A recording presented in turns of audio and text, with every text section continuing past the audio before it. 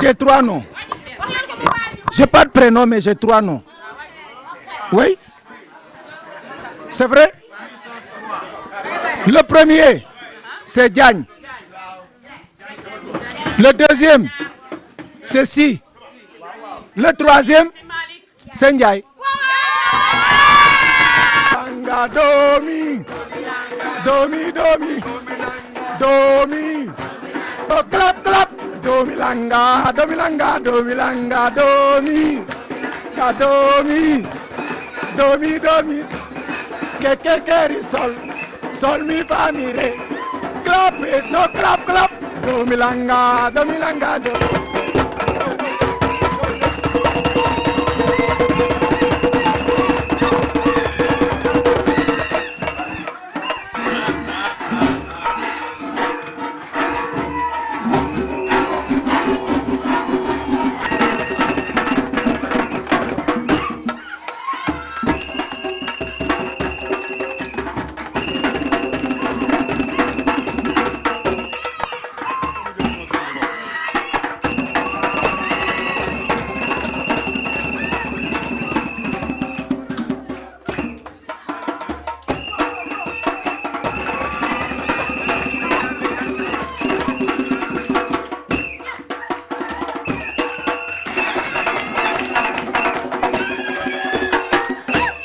Je me présente, Mangi Toudou, Tonton Do,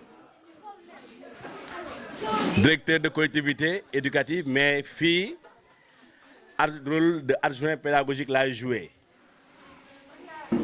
Kon kontaan ànd ak yéen xale yi liggéey mais kontaan aussi ànd bu baax ak équipe d'encadrement bi ngir saytu liggéey bi te gëm naa ne dina neex incha allah waaw bu ñu yàkkamte fan yi di ñëw di ngeen gis lu bari. beneen bi damay expliquer un peu rek liggéey bi ni mu war a demee dinaa bàyyi tonton Zeus directeur war a jouer aussi le rôle d'adjoint pédagogique mu waxtaan ak yéen ci li ñuy tuddee les permis et les interdits dans la colonie. am na yoo xam ne wàllu mag la li ñuy wax ñamu mag waaye daa am loo xam ne ñamu xale la xale yi nañ jël seen ñam waaye mag ñi nañ nu mu tudd xale bu xale yi jëlee seen ñam na mag ñi jël seen ñam dégg ngeen. mais liñ ci jublu rek mooy ku ci nekk nga trouver say force parce que ñu bari dañoo fatigué donc loolu lañ ci jublu. bu loolu weesoo aussi danaa ñëwaat décliner li ñu war a def lu ci ëpp danaa ko wax comme ça ngeen bàyyi ci xel yéen tamit ñu ngi séentu ci yéen ngeen joxe ay proposition parce que mbir mi du ñun kese xale yi la ak équipe d'encadrement bi ak équipe technique bi noonu lay demee yéen dafa am lu ngeen xam ñun ñu am lu ñu war a indi buñ ko boolee dafa war a neex. kon xale yi ci lañ bokk de buñ fàtte loolu. bil lañ fa nangu ak lañ fa bañ dortoir lañ fa bañ ak lañ fa nangu de même que cours bi espace bi. lii ñëw fan yi moo dàq ubbi leen seen gët te xool talal leen seen nopp vous serez servi à gogo aca top c'est parti. beneen bi mayuñu benn xale ngay génn site bi. c'est formellement interdit est-ce que leer na kenn amul droit par exemple nga soxla leen bëgg a jënd leen nga génn yow kese yoxasu dem di fi jënd bu ko def de parce que wóorul soo ko defee suñu responsabilité civile et pénale nga engagé mën nañu ci tëj il faut ngeen xam loolu parce que boo génnee dara jot la directeur la ñuy jël si de xam naa teg ci tonton soog ma cee teg. beneen bi képp koo xam ne da nga fi indi xaalis non doo ko téye boo ko dencee lu ci xew yaa ko teg sa bopp tonton yi ak tata yi commencé nañ def inventaire lépp lu ngeen indi surtout lu jëm ci ay wàllu xaalis da ngeen leen ko jox saa yoo soxlaa nga laaj leen ci moment yi nga xam ne nag moom la ñu mën a joxe xaalis ñu jox la nga jënd li nga war a jënd il faut que mu leer. Les bagarres sont formellement interdites ci biir site bi non loolu duñ ko nangul benn xale de fii nag dóore moom amu fi moom comme on dit amul fii waaye nag yor nañ ay façon yar xale yoo xam ne danañ wax ak yow am fu ñu jaar ak yow ba yaakaar naa loolu doo ko talati sax ba koy def. ñoo bëgg xoolal ñëpp di foo di ree ah ngeen di ràbboo di roofoo ba jëmm yëpp doon benn comme ni ma koy faral di waxee jëmm yëpp doon ñu war a nekk benn nous devons être un, nous devons être unis comme une famille, c'est important. Est-ce que leer na ngir yàlla bàyyi leen ci xel. donc fii am na ay moniteurs am na ay monitrices am na ay colons n'est-ce pas am na ay ados ok balaa ma tàmbali nag il faut mu doon intermède musical c'est bon c'est très simple. moniteur dina jiitu dina musa jiitu dina jiitu dina musa jiitu c'est simple non. moniteur dina jiitu dina musa jiitu dina jiitu dina musa jiitu. À vous, on va voir hein. moniteur dina jiitu 1 2 dina musa jiitu dina. Dominique dina jiitu dina musa jiitu dina jiitu dina musa. suñu song dañ koy daan sama xarit ñëwal ñu ànd sama xarit ñëwal ñu ànd suñu àndee bokk doxalin duñu song dañ koy daan sama xarit ñëwal ñu ànd sama xarit ñëwal ñu ànd suñu àndee bokk doxalin song dañ koy daan. Zeus Diatta, tonton Zeus, directeur de collectivité éducative, n'est-ce pas? Instructeur, secouriste diplômé, moniteur auto, formateur de formateurs en langue nationale, ambassadeur international IPSPJ. Je fais l'économie de ma présentation. Je m'arrête là. Alors, nous devons vivre ensemble. Le vivre ensemble, c'est ce qui nous a amenés ici. 15 jours durant. C'est bien un rendez-vous du donner et du recevoir. Nous sommes là pour échanger. Nous sommes là pour nous compléter. Donc, il faudrait que chacun et chacune en ce qui le ou la concerne joue sa partition. C'est un challenge pour tout le monde. Que ça soit moniteur, monitrice, que ça soit ado, colon, c'est un challenge pour tout le monde. li ñu sëmb nii dañu bëgg mu law donc si yéen leen nar a jaaree yéen yaa leen ko nar a tax ba mu sax mu nar a law mandu manko lépp dina jaar yoon c'est bon en tout cas de Paris lu ñu def tonton Do ak man mi mooy pour que seen séjour mu donne une réussite totale et loolu moom dinañ si xar seen tànk tubéy effectivement pour mu donne une réussite tonton directeur. Alors lancement dong la. ante nag kilifa gi ki nga xam ne tey bu lii amee gannaaw suñu borom moo ci xar tànk tubéyam def ci loolook loolu wuti équipe am wuti ay moyens wuti ay partenaires jokkoo ci ak ñu bëri ak autorités yi ak PRC yi ba liy sotti kon moom amuñu fayam.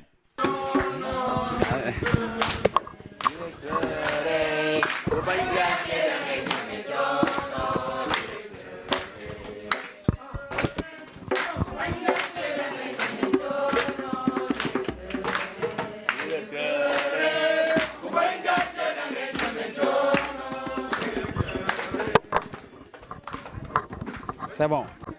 Merci.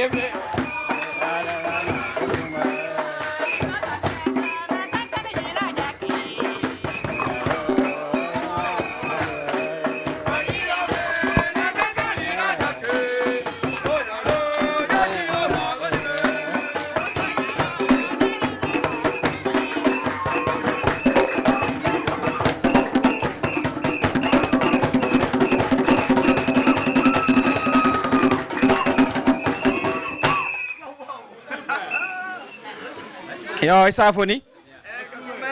Bakate Taron. Kazumajang. Voilà. Donc, je vous parle en langue Kwataï, pour vous montrer que je suis natif d'ici. Je suis le père Théo Baye Diatta. Père Théo Baye Diatta. Comme il a dit, moi aussi j'ai 3 noms. Père Théo, ça veut dire Père Théophile. Pas, je ne dors pas, mais on m'appelle Père Théo Baye Diatta. Baye c'est un nom, Diatta c'est un nom. Donc je suis né ici, j'ai étudié ici, j'ai tout fait ici. Voilà. Aliou Zeus a dit tout à l'heure, il a parlé de nos présidents, notre président et son premier ministre. Je vous dis au passage, Aliou Zeus, que Sonko était mon copain de classe de la 6e en 3e. Donc, pour dire que quand il était jeune, il ne savait pas qu'il allait être président. Donc il faut que ça soit clair. Moi, on a fait la même classe. Il n'est pas le Sonko qu'on connaît aujourd'hui. Il a évolué. Donc ça, c'est une éducation qui a fait qu'aujourd'hui, Sonko est parti de là jusque là où il est. Donc ça veut dire que vous aussi, vous êtes capable demain de devenir président ou premier ministre ou ministre. Voilà. Donc, et pour devenir tout cela, ça passe par l'éducation. Tout ce qu'on est en train de dire là, ça passe par l'éducation. Voilà. Vous allez m'entendre parler aujourd'hui, peut-être que ce sera la fin. Jusqu'à la fin, vous allez m'entendre. Pourquoi? Parce que dans une colonie, avoir 3 directeurs, ça c'est très rare. Donc aujourd'hui, moi je vous ai amené 2 directeurs avec moi. Donc sachez que si vous ne me voyez pas, sachez que je suis ailleurs en train de faire autre chose. J'ai déjà fait mon travail. Je vais encore travailler à la fin. Mais je vous laisse dans de bonnes mains. D'abord, tonton Peda Do, on a fait, c'est mon meilleur ami, on a fait les collectivités éducatives ensemble en 96. Donc on se connaît depuis 96 et il était mon ami. Invisible. Donc on a cheminé. Je suis parti à l'extérieur, je suis revenu, j'étais encore son directeur d'école pendant 3 ans. Donc c'est quelqu'un vraiment que je connais comme ma main. Donc je sais que je peux dormir quand il est quelque part. Donc il ne faut pas me demander où est le directeur. Non. Vous avez un directeur ici. Le deuxième directeur, Aliou Zeus, c'est aussi quelqu'un que je connais très bien. Je ne sais plus si j'étais formé comme moniteur, je ne sais plus. Je l'ai formé non seulement comme moniteur, et je l'ai formé comme directeur. Donc, ce n'est pas pour rien que j'ai pris Aliou Zeus pour être l'autre pédard. Donc, ces 2 personnes honnêtement, hein, vous n'avez rien à dire. Quand je vous dis vous n'avez rien à dire, c'est parce que c'est vraiment des directeurs de qualité. Je ne parlerai pas des moniteurs parce que les moniteurs, vous les avez déjà vus. Hein. On vous a amené des gens, des médecins. Hein. Elle est là, Virginie, qui a fait avec moi au collège Joseph Faye 3 mois. Il est venu de la France pour vous. C'est une infirmière. On vous a donné 2 infirmières parce qu'il y a une stagiaire. Où est-ce qu'elle est? Elle est là. Elle est aussi infirmière. Dans une colonie, vous avez encore des partenaires. Donc, vraiment, vous n'avez rien à dire. Et regardez l'équipe, je ne sais pas s'ils vont se présenter, mais vous avez des techniciens hein, qui sont là. Ils sont 4 ou 5 des photographes de haut niveau. Pour vous. Ah, vous n'allez rien vraiment me demander. Et enfin, je vous ai amené dans le plus beau village du monde. Ça, connais-tu mon beau village qui s'étend au bord de l'eau? Je m'arrête là, il y aura quelqu'un qui va venir vous apprendre le chant hein, avec les bonnes paroles. Celui qui a chanté la chanson, c'est mon voisin, il s'appelle Mezzo Diata. On habite ensemble derrière l'autre côté. Moi, j'habite à côté. J'ai 2 maisons. On dira chez moi, à la plage là-bas et ici. Donc, vraiment, je n'ai rien à dire. Honnêtement, je vous souhaite la bienvenue dans mon village. Et c'est le village aussi du Père Nazaire qui est venu avec nous hier. Le Père Nazaire est d'ici. Et on va visiter aussi son village qui s'appelle le village solaire à côté. Donc, comme ils vous ont dit, on va visiter, on a prévu, si la pluie nous laisse, de visiter Cabros. Cabros, c'est le village d'Aline Sitoé Diata, qui fait partie de la commune de Djemberin. On ira visiter Boudjedjek, c'est en Guinée, à côté, en Guinée-Bissau. Hein, c'est pour les manjacs là. Donc, on va aller chez vous là-bas. On ira au Cap Sikring. Hein, on ira à Bukot Djemberin. On ira au village solaire, on ira à Nikin, un autre, et forcément on ira au village solaire. Et la Casamançaise, vous connaissez l'eau la Casamançaise? C'est aussi ici à Djemberin. Donc il y a aussi une visite à l'usine de l'eau Casamançaise. Donc l'eau que vous allez boire ici, c'est l'eau de la Casamançaise. D'ailleurs, la Casamançaise nous a donné déjà beaucoup d'eau hein, que je vais apporter déjà. Donc, ils vous ont donné beaucoup d'eau gratuitement. Ici, ils nous donnent les prêtres et tout ça, les sœurs, on nous donne gratuitement l'eau. Donc, ils vous ont donné beaucoup d'eau. Et on ira visiter la Casamançaise. Et on espère que, voilà. Et ici, comme il a dit, il y a beaucoup de mangue, il y a beaucoup de mad, il y a beaucoup de, je ne sais pas, tol, vous dites ça? Il y en a beaucoup ici. Donc, comme ils vous ont dit, ne touchez pas. Vous aurez des mangues, vous aurez des mad et vous aurez des... Voilà, c'est les fruits de la période. Normalement, il y a des bananes, il y a d'autres choses, mais vraiment des mangues, il y en a à gogo ici. Ne touchez pas, on vous donnera des mangues. D'accord? On a réservé hein, tout un manguier pour vous. Donc ne vous inquiétez pas, vous aurez des mangues. Hein? Donc ne touchez pas, on vous donnera des mangues et vous allez manger jusqu'à fuir. D'accord? Voilà. Sinon, je vous souhaite vraiment un bon séjour.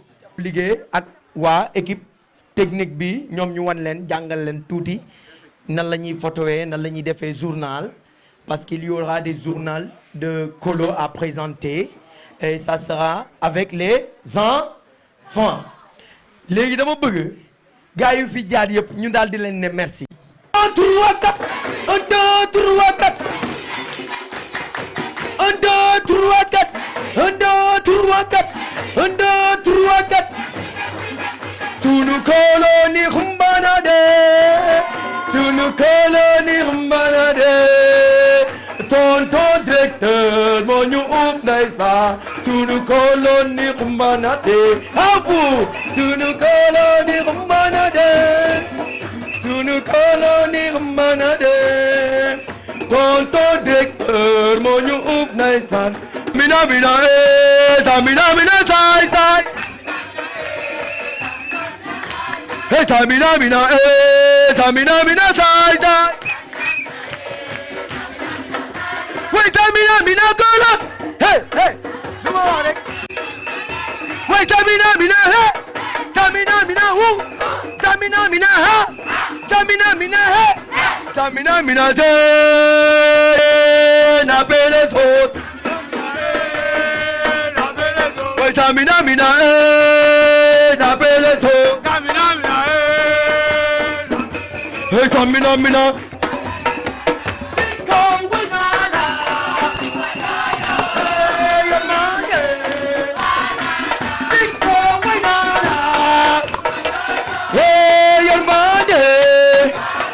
le roi ici Kawa, hey, le roi ici Kawa, hey, le roi ici Kawa, hey, le roi ici Kawa, hey, le roi ici Kawa, hey, Ziko Wayada, hey, Yermane, Ziko Wayada, hey, Yermane, Ziko Wayada, c'est Yermane, Ziko Wayada.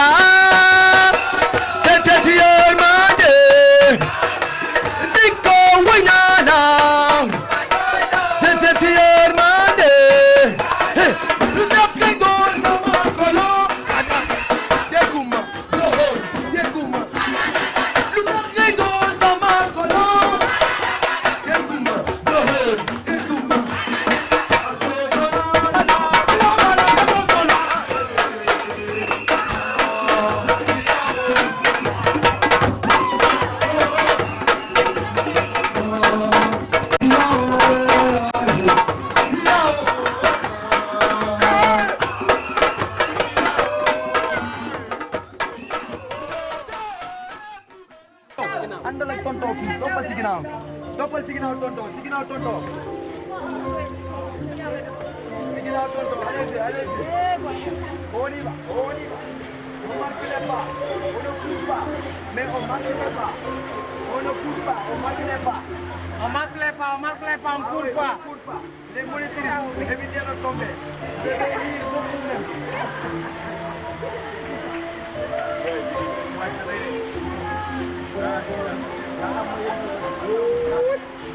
Voyez-le.